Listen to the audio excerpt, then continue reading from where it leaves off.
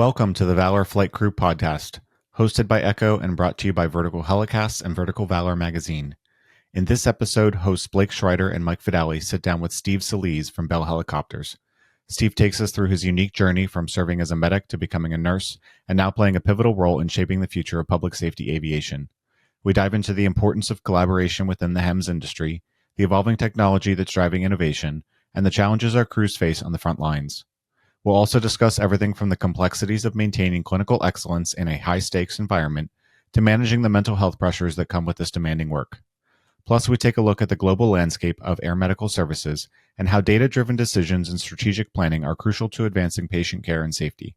So whether you're a seasoned HEMS professional or just starting your career in public safety aviation, this conversation is packed with insights you won't want to miss. Thank you to our sponsors, Metro Aviation, Precision Aviation Group, and Bell. Welcome to the Valor Flight Crew podcast, brought to you by Vertical Helicasts and Vertical Valor magazine. Produced in partnership with Echo, Every Coast Helicopter Operations, the Valor Flight Crew podcast promotes the personnel and life-saving equipment behind helicopter air ambulance services. Join hosts Mike Fadale and Blake Shrider for in-depth interviews and expert insights from air medical personnel, pilots, communication specialists, and maintenance crews who play critical roles in airborne emergency response. Line 1 accepting. Copy, Line 1, gotcha, accepting. You're going to be talking to Red Feather 1 on LCEMS.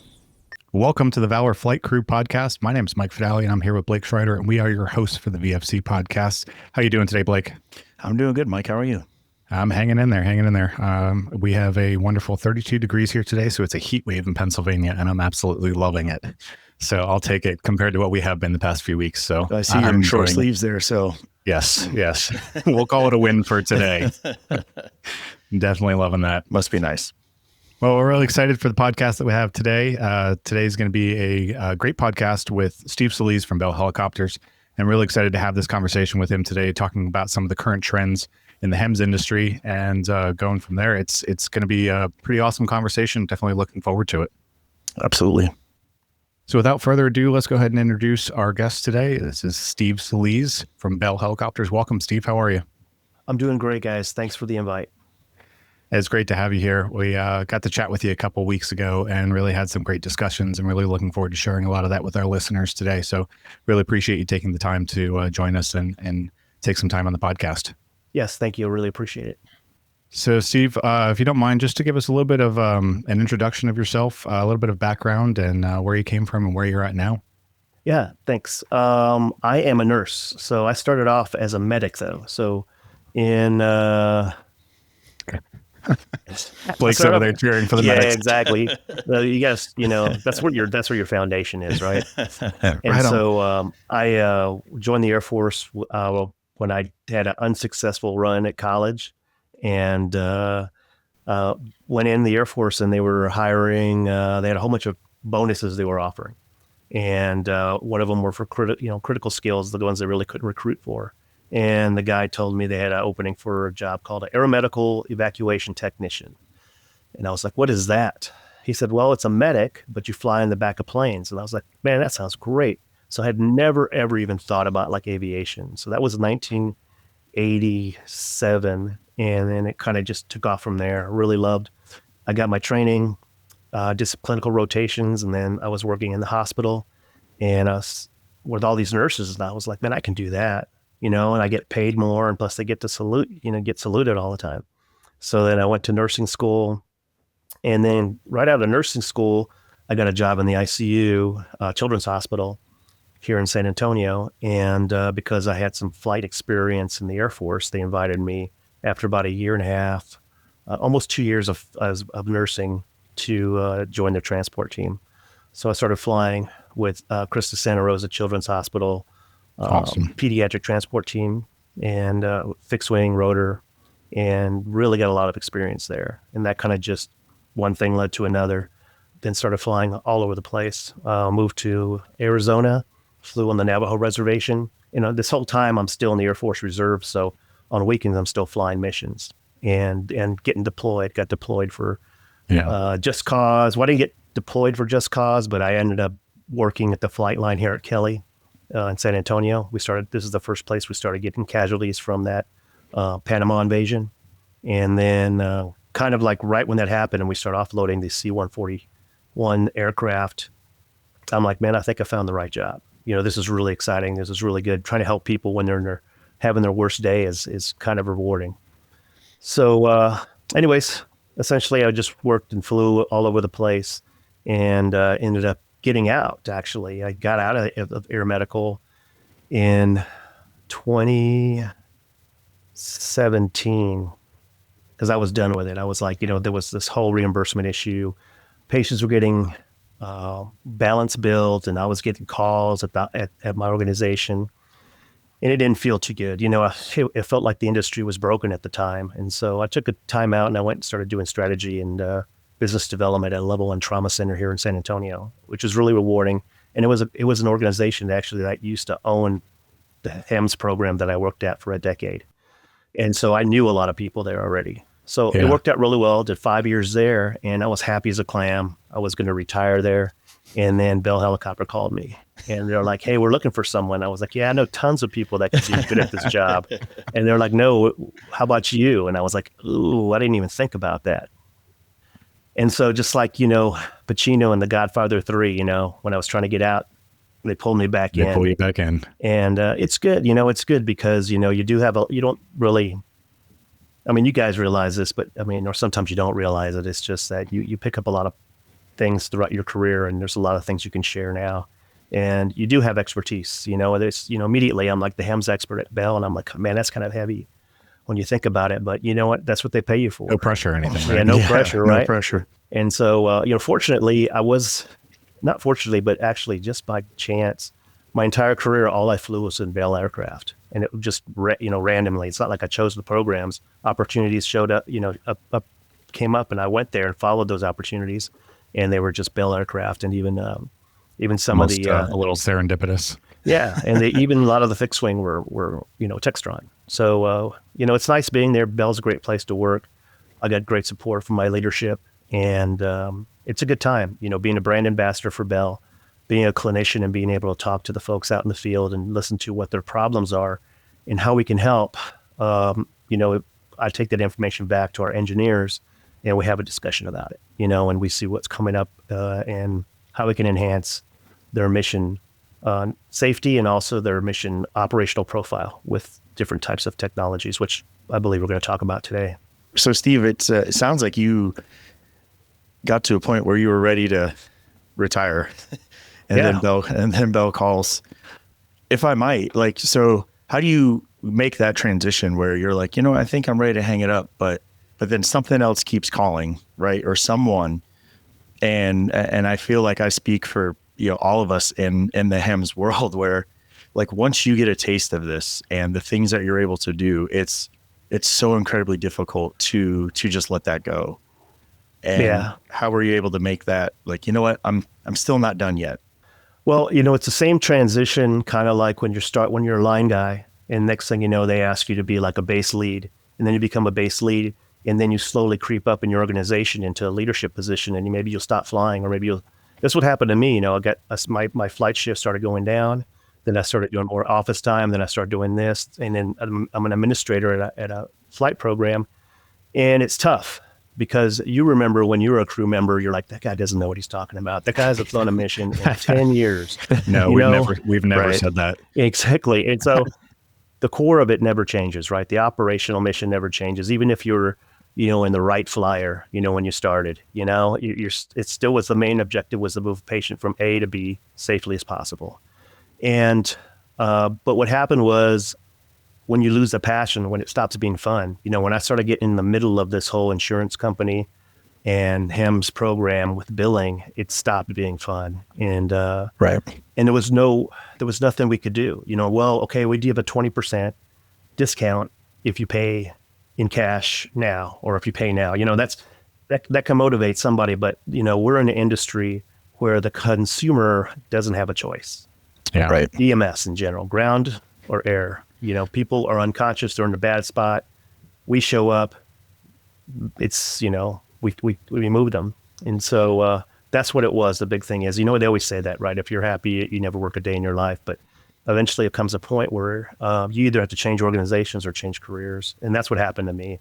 But I really did miss it because incrementally at the health system, they started asking me like, hey, we have this fixed wing, this transport contract. Can you sit in on the meetings on these? And I was like, okay. Because I know a lot of them were like, okay, this person is not telling the truth. Yep. And I had to advocate for the health system. That was my team then. And then slowly I got back into it. And that was pretty much it. Obviously, from over the years and the experience you kind of just told us about, you've been in many different positions throughout the aviation industry, and certainly with Bell being able to help now a multitude of HEMS agencies across even the world. So it's a pretty interesting position that you're in, and we're certainly looking forward to talking to you about a little bit more about all of that. Before we do get into it, though, we do want to just do our little icebreaker for all of us here. So, Blake, do you want to take that away? Oh man, I almost forgot. I'm so glad you remembered. So, Steve, we like to look at. We ask everybody to pull up on your phone your audio playlist or whatever. What was the last song, artist? What were you currently listening to? Oh, this is a good one. This morning I was actually listening to a podcast, and it was on Jane's Addiction song, Mountain Song. And so Jane's Addiction, I was a huge Jane's Addiction fan in the 90s. And, they just had this huge blow up like last fall where they got in a fight at a concert, and someone was doing a podcast on it, on the history of the song and how they came together. So that's it. That's awesome. Yeah. Perfect. All right, Mike. Yeah. So mine was from the gym last night. I had my motivation list on. So it's actually Scissor Sisters, Take Your Mama was the last one I was listening to last night. There may have been some cardio involved in that. We won't discuss that, but well, I'm gonna change it up, Mike. I know this is it's not country this time. Are you feeling all right, Blake? I think we might need to have an intervention over there. I know.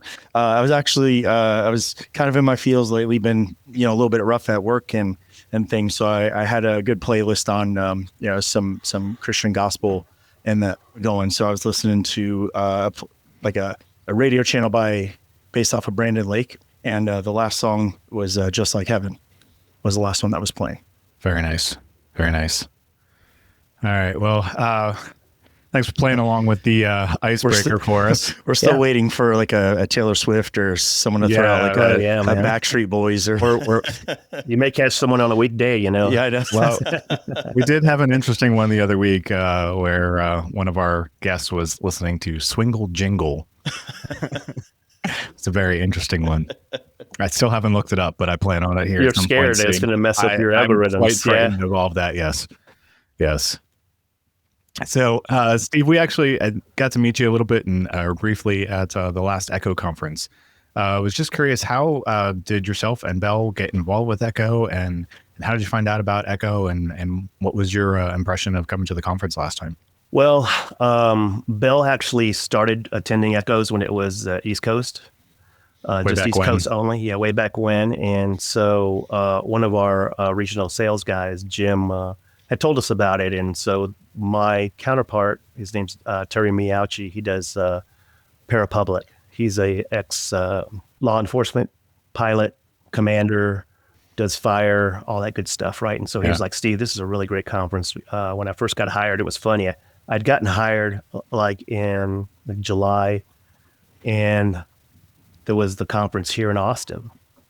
And he was like, hey man, can you come to this? I said, dude, I'm not hired yet. I can't come because I'm not hired yet. And he goes, you really need to come to this. It's really great because it's parapublic. There's pilots here. There are some maintenance teams here, but it's heavy medical. So you really need to come to this. And so I missed that one, but then I caught the next two, the San Diego and Richmond, which were really, really good. I think they have great leadership.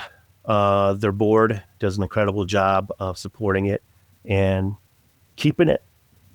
I don't want to say, when I say keeping it relevant, it's not like other organizations and conferences aren't that way, but this one is really, really hot topic type stuff, and it's affordable. And that's one of the big things, right? Because the biggest things we want and challenges in leadership within an organization is getting education for your team, right? Yeah, and absolutely. So if you can support them, and if you have the travel budget, or actually if it's just the way they move it around to each region has an opportunity for people to drive there instead of having to fly there, right? For that area. And so that's what I really love about it. Because I remember, like, for the longest time, it was, depending on the size of my organization, only like 2 or 3 people got to go to like AMTC or CCTMC or some of the other big ones, And so it was always on your own dime to do that stuff. And so this is the way Echo has kind of evolved and opened up, and has really been endearing to me, because I really do like what they're doing. It brings you back to your roots, right? It really does. And also the first year I remember seeing, and I was going to say, hey, I'm going to check out some of these pre-conference offerings. And I was like, booked, gone. That's the way it should be. Yeah. I used to put on local educational conferences in San Antonio with my program, and you always stress out, man, no one's going to sign up. No one's going to show up, and when these guys are having such success, it really, I feel it for them that they're doing a good job. Bell is proud to sponsor Vertical Helicasts and their vision to hold meaningful mission, safety, and best practice conversations in the helicopter industry. The lessons learned from these conversations will undoubtedly shape the future of both new and veteran helicopter operators. I think this last conference in Richmond was really incredible to see. Not only were all the pre-conference workshops and classes sold out, and then as the conference progressed and you saw each breakout session, I mean, just each room was packed. There were so many people, such a wide variety of topics, and like you said, it's a lot for everybody: maintenance, pilots, military, police, fire, EMS. It really hits a lot. So it was really, really great to see that this past year, really fulfilling the mission of Echo. Absolutely. We kind of touched on this when we met a couple of weeks ago, but if you don't have pilots in the room, you're really doing a disservice to the industry, no matter what it is. And so you need to have someone here. You need to have some people to give that operational approach to a mission, their input when it comes to flight planning and other things that we in the back don't have to deal with that heavily. We have knowledge of it, but when you're flying it and your butt's in the seat, that's something that we really need to have that feedback on. And I think having that collaboration is what it's all about. And that's, really the goal, I think, with Echo as a whole. But, also our goal with this podcast is to be able to kind of bridge some of those gaps and have those discussions, and being able to have people from all aspects of the HEMS team present and being able to have those conversations. Because I think that at the end of the day, the only thing it's going to do is make all of us safer and give us a different perspective of what's going on with the other person. That's the continuing evolution of our industry. Yeah, for sure. I can say that even more importantly, our program I'm at now has just started to break into doing IFR flights, and I can't stress the last couple years prepping and planning for this, how much it's been really nice to have such open discussion with involving our pilots, for allowing them to show us, because for all of us, we've, for the past 12 years almost, we haven't flown we weren't doing IFR. Now that we are, for a lot of these guys, it's just another day for them. A little bit more work, but they did this a lot, throughout their careers, in the military and law enforcement side. So having them to really help us, give us their perspective, like you said, we don't know, we're in the back, we're taking care of a patient, but when we're on those dead legs, and like, how can we help? How can we be a part of the crew, using crew resource management and making sure that we complete it safe? I can just testament, at least from our perspective, that it's been really great to have our pilots really involved with us.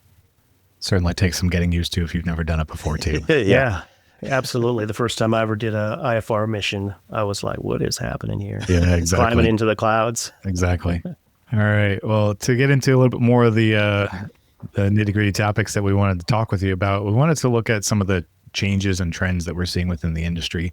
And obviously from your perspective of coming from a wide variety of platforms that you've flown in, areas that you've flown in, and then also being involved with programs from across the world, what do you currently see as some of the biggest challenges or trends that you're seeing within the transport industry, specifically for air medical?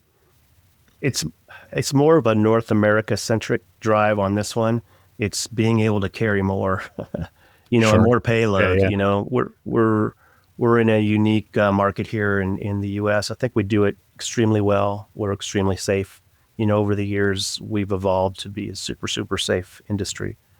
However, with that, we've become incredibly competitive with each other. And it's not that we don't do collaborations outside of work, and working on regional projects, et cetera, and safety initiatives. But, being able to do ECMO, balloon pumps, whole blood.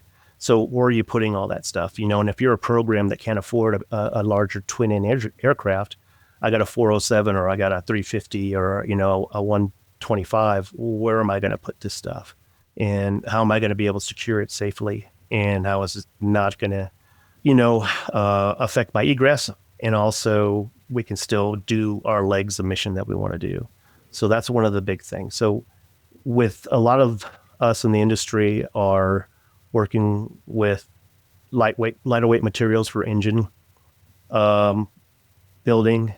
Also, if you've seen some of the latest Safran engines that are pretty small, it's amazing how small those little power plants are that can generate a lot of horsepower for our aircraft, which is a big thing we need to do. Airframes and also, exterior panels are all made out of composites now, and we went from aircraft aluminum, lightweight aircraft aluminum, to now to composite, that even some of the biggest airframe components within an aircraft are composite.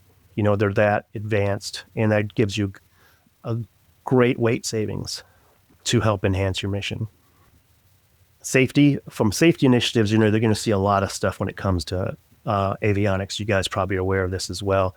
One thing that's out there, people are using LiDAR. LiDAR is being used to help identify wires, and that's still one of the number one killers for our guys out there. Yeah, for sure. All across the industry, right? And rotorcraft. And so having a LiDAR, the ability to see that on your display and keep an eye out and get alerts on it is a big, big deal. Especially when we're an inherently higher risk when we're doing pre-hospital, responses. And so people, you have the best relationship with your fire department out there when they're setting up an LZ, but you never know. We never really truly trust our guys on the ground. We love them to death and we train them, but sometimes they can't see everything. And so having those extra layers of technology enhance our ability to operate safely. What else we're looking at? Across industry as well, sustainable aviation fuel, trying to save a little bit on these.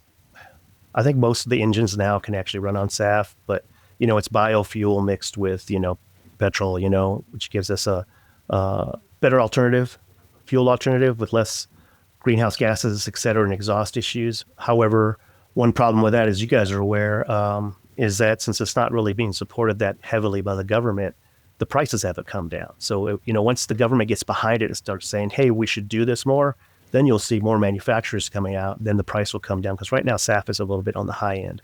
And so price is really a driver, when it comes to behavior sometimes.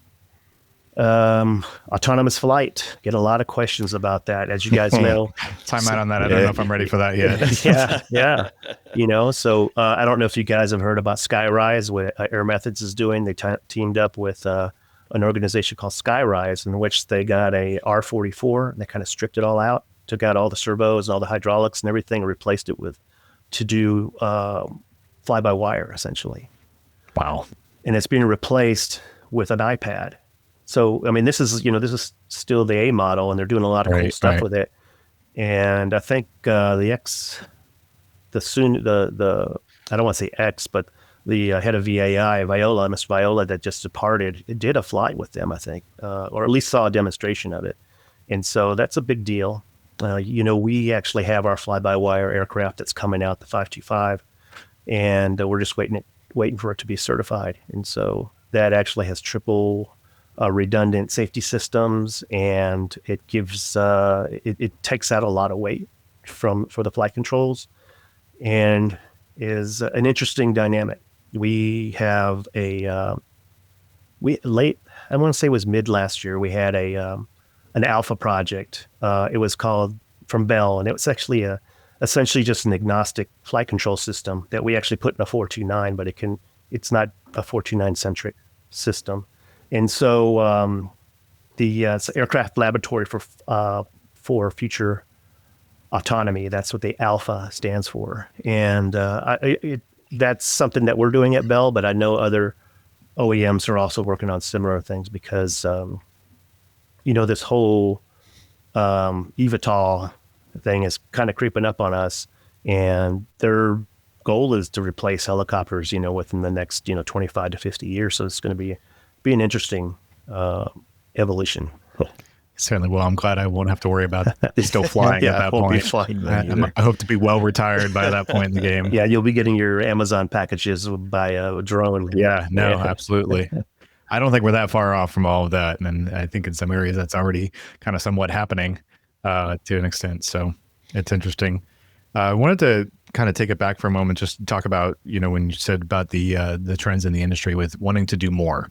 And so I think we kind of had a little bit of a discussion last time we talked about, you have to look at that overall mission profile, right? And so when companies are kind of figuring out, or agencies are figuring out what kind of services they want to provide, do you plan for 100% of the time, or do you plan for what you need to do for 80 to 90% of the time and kind of focus on that? And I think you certainly have some experience, or at least alluded to some experience of working with some of these startup companies on how do you figure out what is the best route for them to go in those regards to get the biggest bang for their buck, if you will? Yeah, emerging markets is very exciting. I've been fortunate enough to travel around the world and work with some organizations that have been doing it, but also some that are just trying to do it. And so, number one is, what's your objective, right? What are you trying to accomplish? Say, well, we're going to be the only air ambulance here in this huge region. Okay, so what are you going to want to do? You're not going to be able to fly and afford to operate an aircraft that's, this big with 3 engines, et cetera, you know what I mean? So you really have to go ahead and decide that, to your point, what covers 80 to 90% of my missions. I remember one time the organization I was with here in San Antonio, we flew the last patient out of New Orleans that was on a VAD, a ventricular assist device. And, because we had a Bell 412 and we were able to take that patient out and we had the inverter that could draw that amperage on that aircraft. To support that patient's ventricular assist device, and we took him to Houston. And that was once in a lifetime, or it was a terrible event that occurred, and no one was available to do it. And so we're not going to plan our next 10 years and our strategy for aircraft acquisition based on that one flight. Right. That's one that you can do. And actually it's a flight you can do with multiple, we had to do multiple refueling stops. So it wasn't about the speed, it was actually about the capability. Right. So that's what it's all about. I tell people that all the time. I said, you can fly. I just flew an aircraft. I didn't fly the aircraft. I flew on an aircraft from Dallas to Canada. You know what I mean? You can do anything on an aircraft. Yeah. Ross Perot flew around the world in a 206. So it's just with flight planning, you can do anything. It's just, we need to understand, and as an industry, not really understand, but just state that we can do this. When the patient comes in our hands, we're going to make a difference, and we're elevating the level of care from where they're at. And speed is not necessarily the main goal. And we never, in EMS, you never like to say that. We're fast, because some people hear fast and they think, okay, people are going to make mistakes because they're in a hurry.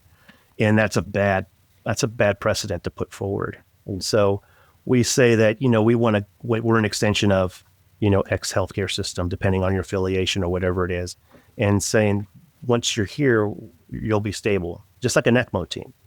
It's kind of, you want to respond quickly to the patient for ECMO, but once they're cannulated, they're essentially considered stable from their previous state. Right. And so that's that kind of like, okay, everybody take a breath now. Like in Europe, I was talking to an organization, the HEMS organization there in the Netherlands, and they have a 135 for their ECMO team. So a 135 is a tight aircraft, but it's just to take the team out there. Yeah. They take the team out there, they cannulate, and then they come back by ground because they know that it's get the care to the patient faster. Exactly. Right. You got them cannulated. Now they're stable. And then the aircraft doesn't get tied up.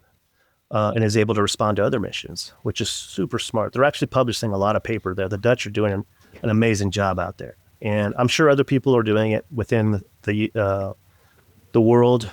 I don't want to throw any shade on anybody, but those are the ones I know that they're doing, and they're doing a great job. And they're doing a great job on advertising and sharing their studies with everybody in the medical industry. Thank you to our sponsor, Precision Aviation Group. Mission-critical operators and fleet managers rely on Precision Aviation Group as a worldwide leading rotor and fixed-wing MRO provider. PAG provides tip-to-tail solutions in 4 MRO segments: avionics, components, engines, and manufacturing DER services. A single point of contact gives you access to over 150 million in inventory globally, 24/7. Just call 800-537-2778. Precision Aviation Group. Others sell parts. We sell support. So yeah, it's budget. And let me give you another example. I was in South Africa in Johannesburg, and there's a flight team down there that has a whole bunch of Bell 222s, which is, those things are beasts. So you remember that was Airwolf. Yes, That was Airwolf. yes. And Kind of sexy looking too. it is sexy, man. And so I was talking to their clinical leadership there, and I said, hey, do you guys have a Lucas device? And they're like, no, we don't do that. The data doesn't support the expense or the weight. Okay, do you guys do fast exams? Nope. That's the money we don't have to be spending on extra equipment, and that's extra weight and extra training. I mean, everything they do down there is data driven, and so they probably do have a CPR event in the field that they'll just come and do it the old-fashioned way. They'll just do compressions in flight whenever they can, and then strap in during takeoff and landing, and that's what happens. And that's really, really smart. And I brought this up during the last Echo in Richmond. It's just because you can doesn't really mean you should, because it can delay care, and plus, if all that extra weight and all that extra time and extra equipment, it's a huge piece to bite out. But going back to my original point, it's here in North America, if Blake's doing something and Mike's not, Blake's going to tell everybody. You know what I mean? Don't use Mike's EMS. I'm going to do that. I'm going to tell them. Yeah, because that's how we are. We're right across the street from each other. Yeah. Right. It's tough as long as everybody's making their payments. I guess it's good, but there's that competitiveness drives up. It drives up innovation. I mean, it's a good thing, but then do you really need it? It's that fine balance, right? Yeah, no, I was gonna say, like, it really, like, we walk that fine line of, we bring this element of speed and sexiness and a cool factor to this job, but also buried within that is a higher level of care, right? That's how and why we do this. And from personally being told that we don't offer anything more than just a fast ride to the hospital, to then, years later being told, wow, this was really good. This, like, the stuff that you guys were able to do really made a difference. I would like to say that I think we, as a HEMS industry, have been making slow, steady changes to open the eyes to not only the public, but to the healthcare systems, and to show, like, we offer a great deal of care that we can provide to our patients. And even since COVID, even pre, but then now post-COVID, if you look at the advancement of care, Steve, would you say that, the things that we're doing now pre-hospital, it's almost like is the technologies that we're doing for healthcare able to keep up with the technologies that's advancing with the HEMS industry? I do believe so, because it's going to be up to us to kind of advocate for that. Like I was at a conference last year in Air Zermatt in Switzerland. They're amazing. They fly right there in the shadow of the Matterhorn, and they do like 2,000 hoists a year. Those guys, they do amazing work over there. And I was there talking to the guys from Hamilton, and I said, man, I love your ventilator. Your ventilator makes a genius out of all of us. I said, except it's freaking 100 pounds. I said, you guys got to do something with this.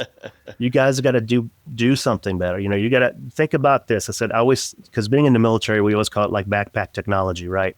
You want it to be light, you want it to be lean, you want it to be functional. And also you got to be able to drop it because we're boneheads. Right. We're always going to drop stuff, you know? And we do every day. And it's a nightmare.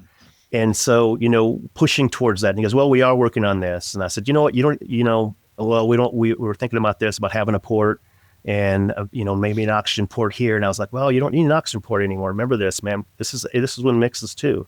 It draws from ambient air, so we've got away from all those things, whenever someone says, hey, we're going to do the interior of this aircraft, we're going to buy a brand new aircraft, and do you guys want medical air in there? Yeah. And I was like, do you really need medical air in there? Does anybody use medical air anymore? I mean, not even neonatal, even the neonatal teams will bring their own tank if they need to.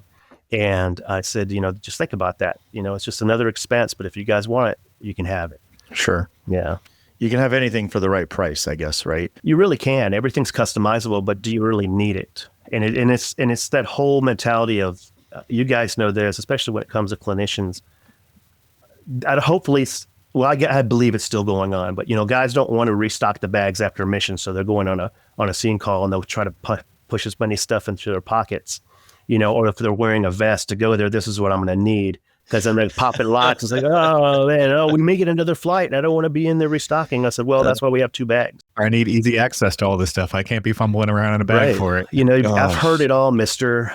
It's funny because inherently we are lazy to the point of, but the argument is efficiency. You know what I mean? Right. Man, that speaks to me, man, because I feel like I fight this battle all the time of, like there's such a push from organizations and companies that like you need to bring every single piece of equipment and every medication that you have to the patient's bedside, right? Mm-hmm. Whether you're in a ground or helicopter setting, that I've seen this for 19 years now. And when you really step back in the reality of things, it's like how much of these things have I really had to really go through and utilize? And even if I did need it, how was I able to either acquire the medication or device that I needed and get the patient to that without causing any harm? And I feel like we've all done that and still probably continue to do that on a day-to-day basis. So are we efficient, or are we picky, or are we just stuck in this is the way we've always done it? Yeah, that too. And also some of that stuff is pushed on you by your state, right? So your state will go ahead, your state health department will say, this is your minimum list of equipment to be carried on a ground ambulance, right? And this is how it evolved for HEMS too. It was like, okay, well, this is a ground ambulance, so this plus this, I guess, until we got mature enough. Until we got mature enough to actually push back on them and push back on them in a good way. Have a collaborative discussion with your state health departments, because here in Texas, we have very, very robust, it's called the Governor's EMS and Trauma Advisory Committees, and they're actually regionalized within the state. And then they all come together a couple times a year in Austin to have this discussion with the Texas Department of Health Services and with their EMS division and say, hey, we help with rulemaking, we help doing this. And, like taking aminophylline off of our med kits was like, what? For years, we used to have to carry aminophylline, and it was like just because you did. And it was nuts, and those vials were giant. They were like 30 ml vials. And it's like, come on, man, this is just, being able to advance our industry with collaboration and education, because no one knows our job better than us. And I think that's where the big push for all the evidence-based practices has been coming from, at least from the medical side. I know we just had a huge revamp of all of our protocols, and some of those things were changed solely because this is how we've done it since the inception of the program. And it was like, okay, it's time to finally take a look at why are we doing these things, not just the fact that we do them.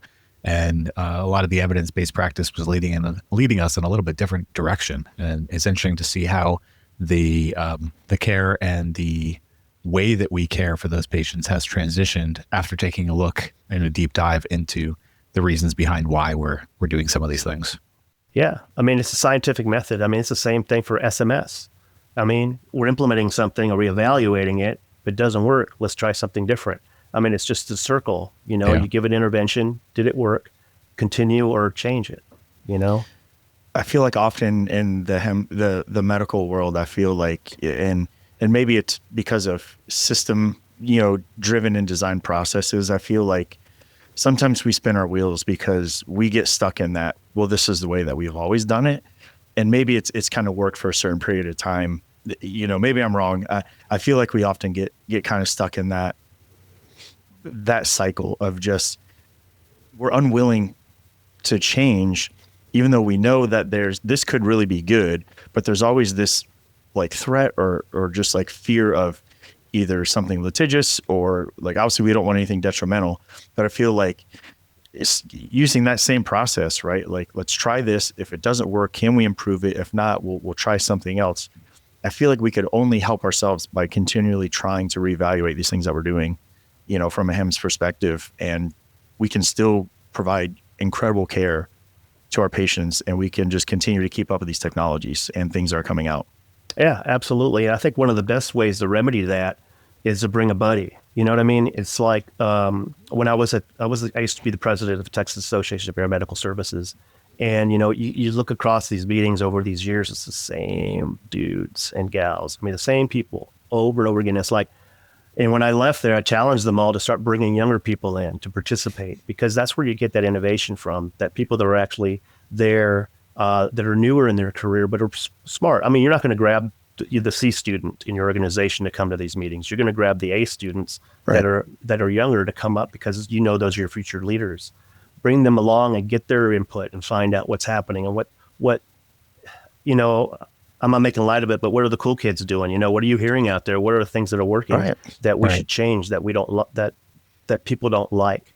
And if there's a good enough reason for us to evaluate it, let's do it. And then you grow. That's how you grow your industry too, because you got these foam med guys that show up at Echo every year. And I go over there and talk to these guys. I was like, man, there's no way I would be able to work for any of those programs. Those guys are so smart. A lot of these guys are, they're medics. They're medics and they're brilliant. And I was like, these guys know more about drugs than some of the physicians I know. And this is what the industry really needs. I mean, are you going to be giving all those things on a 10-minute flight? Probably not, but it's good to know when you're picking up someone from a facility what they got and how this could affect your 10-minute flight. Right. Yeah, brilliant folks out there nowadays. We got to tap into that, because we still should be seen as clinical excellence. Every flight program's med Absolutely. crews should be pinnacle of their region. Say, hey, I need to get Dave to come out here and talk on this, or Susie to come give a presentation on this, because they are amazing at what they do here. And that's the way it used to be when we used to have these old-timey legacy programs, when there was only 50 HEMS programs in the U.S. Everybody was like, oh, Yeah. you work for Duke? Oh, my Lord. Or Vanderbilt? What? Right. And now it's like there's a lot of flight crews out there. Yeah.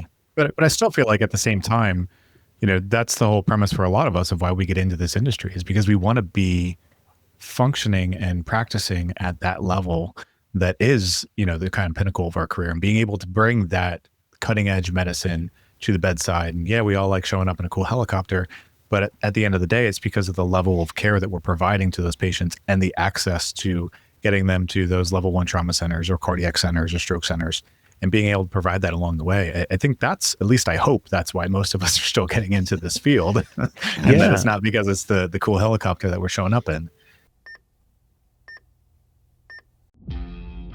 Thank you to our sponsor, Metro Aviation. Metro Aviation, the world's largest family-owned aeromedical operator, offers comprehensive aircraft services with 140 plus aircraft in over 25 states. The Completion Center installs medical and law enforcement kits and avionics, serving diverse aviation needs including offshore, utility, VIP, and corporate sectors.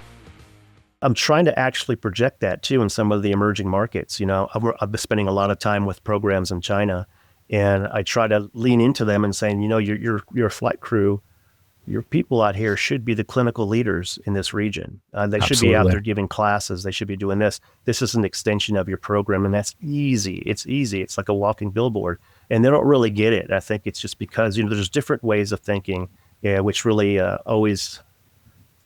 I don't want to say it surprises me, but because it just shows that I'm still learning. Like I was in Thailand and I was talking about innovating and asking questions and doing stuff like that, and then one of the guys told me, he's like, "Hey, Steve, Thailand's a kingdom. They have a king and a royal family. independent thought's not really that big here. And I'm like, holy smokes, that's totally correct. I didn't even think about that. And then in China, they have a very hierarchical system, and sometimes being a disruptor is not seen, it took a long time for these guys, for the Chinese Air Force to release the airspace to them. They used to do, when they first started doing it, was 15 minutes to half an hour to launch. But actually before that, it was a day. And it's like, well, you really can't really plan a car crash a day in advance. Right. And it's a very delicate discussion there, because you can't, there is a hierarchy there, and you can't really burn any bridges by any means, or you're not going to be able to do anything there. I find it, as you started talking about some of the systems across the entire world at this point, and I'm curious, I'm pretty much only familiar with HEMS in the United States, right? So I'm used to the much larger number of VFR programs versus IFR programs. I'm used to single pilot for both of those. There's very few that are doing dual pilot. Used to primarily a nurse paramedic med crew in the back. Are you seeing similar things across the rest of the world, or is there a different focus on the aviation aspect as far as crew configurations go in other parts of the country and the world? It's different. It's very different. And in Europe, they mandate twin engine aircraft to have two pilots. The ones that do have one, especially at night, I take that back, at nighttime operations. In daytime, they can do single pilot, but then they also have a technical officer. So a technical officer is essentially the paramedic or the hoist operator that is trained in radios and pulling up the approach plates, et cetera, and maps that can be a good co-pilot, so to speak, without having flight training. Sure. And above that, what they do too is they have an incapacitated pilot policy in EASA for those technical crew members. And so not only can they work the radios and pull up the maps, but they learn how to land the aircraft in case of emergency. And so it's emergency operations. A couple of programs are doing that right now. And I know some places in the United States, I know Air Methods, their safety team has been working on a policy for that as well. That's super dynamic. Yeah, and there's actually been a couple organizations. I know Carillion gave a presentation at one of the ECHO conferences with the incapacitated pilot program. I think Carillion was one of the first, actually. Thanks for bringing that up. Absolutely. Those guys, that's very important. Single pilot, single engine aircraft in some places, actually in EASA, are forbidden from flying over metropolitan areas. Okay. It's crazy. You can use single pilot VFR aircraft for mountain rescue, but only during daytime ops. So it's really, really weird there. I don't want to say weird there. I'll take that back to any EASA fans out there. I meant to say it's different out there to what we're operating here. In the Asia Pacific, it's going to be, I think it's going to evolve a little bit closer to what the FAA does. We have a lot of FAA influence out there. Actually, when I go out there, I meet with FAA leadership and talking about that. So I think they're going to be closer to adopting FAA policy versus EASA type policies. And so you're going to see a lot more, and you already do see in Asia Pacific, because there's so many islands out there. Each of those countries, like Indonesia's got the fourth largest population in the U.S. And I'm going to misquote, but it's probably got to be like 6,000 islands that are part of Indonesia. And so a lot of rotor wing activity out there. And so these are some of the things that are opportunities, because I'm sure that, Bell, Leo, and Airbus would love to sell a lot more single engine aircraft throughout the world. And those new markets are a good opportunity. Here in the United States, we have a lot of regulation, a lot of mandates, a lot of things that really govern how, an air ambulance transport happens. What are some of the key differences between United States, North America, and then out there into Europe? What are some of those key differences? Are you able to highlight a little bit of that? So, some of our listeners kind of get, because I'll admit I'm ignorant to that, because I'm just pretty much familiar with here in the United States and a little bit of, maybe Canada and how that operates. Are there little key things that they're doing based on either past historical data? Did they have incidents, or was it just, again, everybody coming together and saying, hey, this is what's best for our industry? I think it's a little bit of both. So like in Canada, I think they actually have a mandate for HEMS operators to have two pilots at all times. Okay. because there's not any single engine aircraft operating up there right now. One of the things they do have, and they brag about, is they don't have a lot of incidents, but then again, they don't have a lot of volume. They're not flying the hours we are here in the U.S. EASA, one of the things you hear about from EASA is their FARs are probably twice, if not 3 times the size of our FARs. It's incredibly arduous. Wow. It's a lot of regulation. If you ever get in on... That book is thick enough already. Absolutely. I can only imagine. Yeah, absolutely. And so there's some pushback going on in EASA by some of the operators about overregulation. And some of the things are just like what I noted about single engine aircraft limiting operations, not being able to fly over metropolitan areas, daytime and nighttime ops. They actually sometimes accelerate some of the inspection policies than manufacturers do for components and hoisting, et cetera. So some of the things they do are pretty cool, like the technical flight crew member. I really love that idea of having a hoist operator or a paramedic if you're flying single pilot doing rescue to be able to assist. When you mentioned that, like right on the, my chest started to tighten up thinking about what can I cover about EASA, because I'm actually a member of the EASA HEMS working group over there, so I don't want to get anybody targeting me. No. But they think they're doing the right thing. But a lot of the operators are pushing back, saying this is not the smart thing to do. Essentially, what's going to happen is we're not going to be able to leave the hangar. And guess what? We're going to be accident free. But we're logging 0 hours. We're not being able to do the mission. And so there's a challenge, and I love it, because actually if you read some of the aviation publications, especially ones that feature HEMS, they will bring up those type of articles, Air Med and Rescue, and I can't even think of the other ones. But they're really good at highlighting those things, because they're hot discussion points, and I don't know if they're going to change. But the good thing is, like I said, there's emerging markets in Asia Pacific. And if they're going to try to follow the FAA, I think it's going to be better. They're especially when it comes to to go back to what Mike was talking about earlier about eVTOLs and stuff like that, and drone activity. They're got a lot a lot of airspace to control out there. I think it's interesting when you go to these different parts, and just it fascinates me hearing some of these stories about some of the rules and regulations that you find in other countries. I mean, I think all of us, when we get into this field, understand that there is some inherent risk with leaving the ground. There's no way to get around that.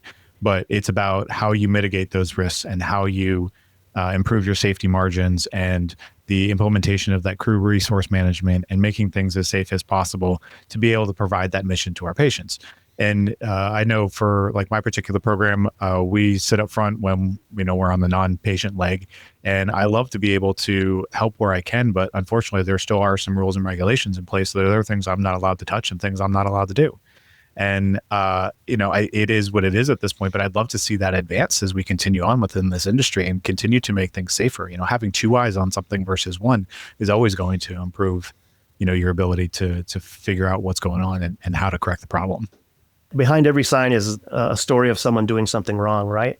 That's why we have everything that's written down. And so one thing, you just brought something up that just really just came to mind. Actually you can do regional and state and country type of policies too. And so some of them are actually mandate the use of fenestrated tail rotors because they're safer. And it's are they safer? And so, one of the things I did when I came on, I was six shooting coming out, firing, when I was in Europe, I was like, this is ridiculous. Where's the data to support this? I was like, Steve, too late. It's already been written in blood. Nothing's going to change. And it's but there's no data to support this. As of today, we're doing an amazing job at policing ourselves and being a safe operator. That's where a lot of that discipline that we need to instill in everybody coming into this industry comes into play, right? Mm-hmm.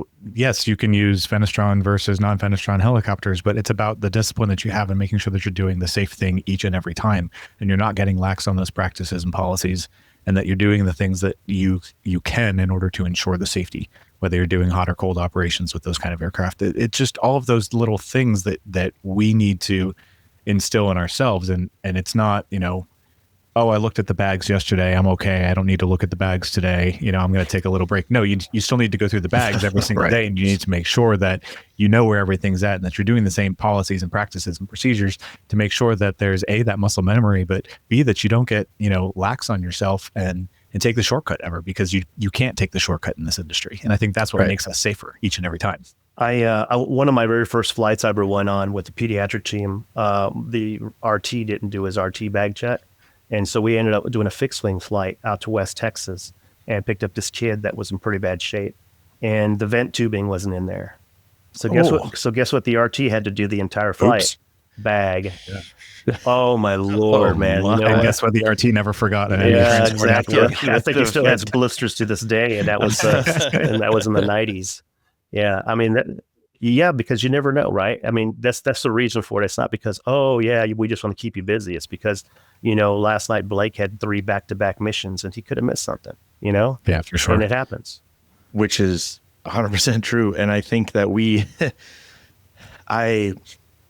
a lot of the reasons why I so love being part of Echo, and even more privileged to be able to do this podcast and to be able to talk to people like you, Steve, and all the guests that we've had, is we all have this passion to just continually drive and do better. And the more that we can be disciplined within ourselves and really drive and inspire that change, if you want change, be the change, to hold ourselves accountable to and each other. And it doesn't ever come from a place of making somebody feel bad or like they did something wrong. It's just about helping out, because you are correct. I have easily had 3 or 4 flights in just the overnight 12-hour shift, and in between the hours of documentation, which I think is a whole other podcast. But we need to fix that. But you're right. I could easily miss something, and I do. And to this day, and for the rest of my career, I know that I'm going to miss something. But to have that discipline where I know at least, hey, I'm going to do my best and follow policy and do the things I can to make sure I don't. But I also know that if my counterparts are also doing the same thing, they will help mitigate those risks or mitigate me forgetting the vent tubing, so you don't have to bag somebody for hours. I hope that when we have these discussions, it just helps renew that for all our listeners and everybody out there, we can hold each other accountable. It doesn't come from a place of being mean or harsh. It's just, we're holding ourselves to that higher standard because we want to be that pinnacle. We are that pinnacle of excellence, and as close to that. We're not going to be perfect, but along the way, we'll really get really close and do an excellent job. And I really believe in that. And I just love this mission. And then hearing you talk about that, Steve, that's awesome. Yeah. I mean, I had 5 back-to-back fixed wing missions one night when I was on the Navajo reservation, and it was a pretty dynamic. That's a long night. It was pretty dynamic because depending on what the patient's injuries were or illness was, determined where we went.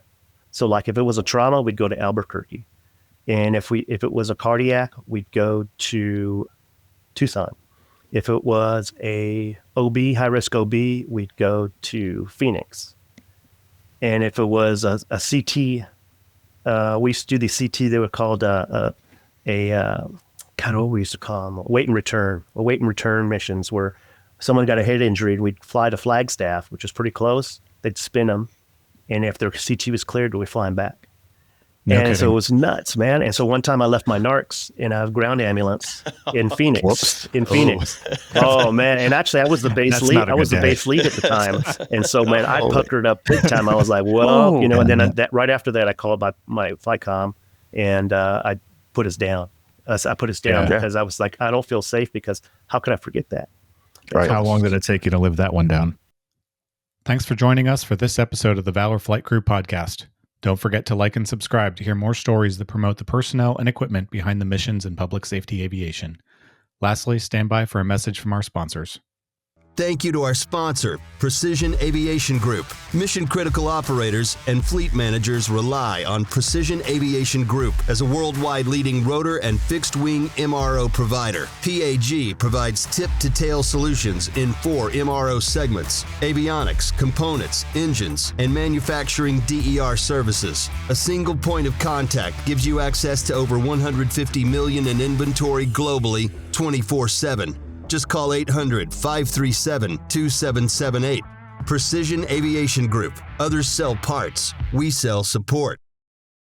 Bell is proud to sponsor Vertical Helicasts and their vision to hold meaningful mission, safety, and best practice conversations in the helicopter industry.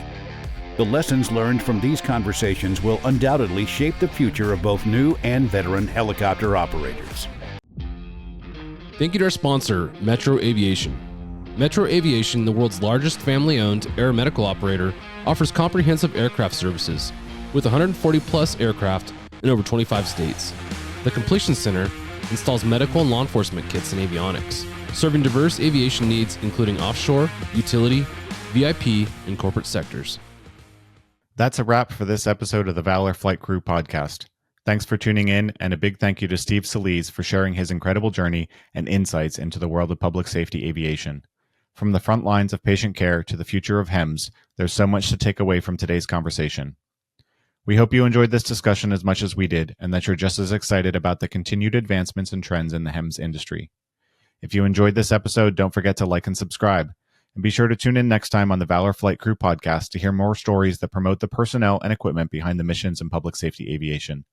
Until next time, fly safe, keep pushing the boundaries of clinical excellence, and as always, take care of yourself and your team. Thanks for listening.